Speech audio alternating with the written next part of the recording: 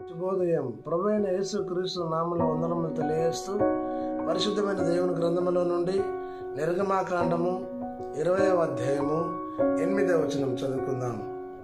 విశ్రాంతి దినమును పరిశుద్ధముగా ఆచరించుటకు జ్ఞాపకం ఉంచుకునుము. దేవుడి వాక్యము మన వెనుకలో దీవించును గాక. ఈ ఉదయకాల సమయంలో ఈ పరిశుద్ధమైనటువంటి క్రీస్తు నామమున వందనములు తెలియజేస్తూ విశ్రాంతి దినమును పరిశుద్ధంగా ఆచరించవలెను. ఈ ద్వితీయోపదేశ కాండంలో దేవుని ఆజ్ఞలను మనం చూడగలం.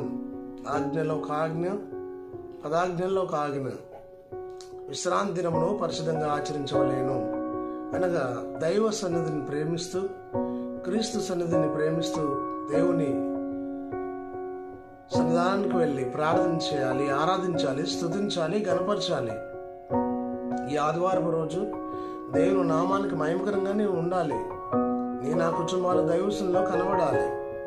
దేవుని దీవెన మనం పొందుకోవాలి. దేవుని కుమారుడా, కుమార్తె, 6 దినములు కష్టపడి పని చేసి 7వ దినము విశ్రాంతి దినముని దేవుడు వాగ్దానం చేశాడు. అట్టి విశ్రాంతి దినములో పరిశుద్ధమైన దేవుని సన్నిధి, ఆ సన్నిధానంలో నీవు నేను ఉండాలి. It is a blessing place. దేవుని ఆశీర్వాదం పొందుకోవడానికి ఉండే స్థలం మందిరం. మందిరంలో దేవుణ్ణి ఆరాధించాలి. అపోస్తలుడు పౌలు అంటాడు, మీ హృదయం దేవుని మందిరం లేదా ఆలయమై ఉన్నది అని చదివిస్తున్న మాట జ్ఞాపకం చేసుకుందాం. యెహోవా ప్రసన్నత మన మీద ఉండాలి. యెహోవా దీవెన మన పై ఉండాలి. దేవుని ఆశీర్వాదం మనం పొందుకొని ఈ లోకంలో దేవునికి మహిమకరంగా నివసించిన ధన్యత, కృపా, భాగ్యం పరిశుద్ధ ఆత్మ దేవుడు మనకు తోడే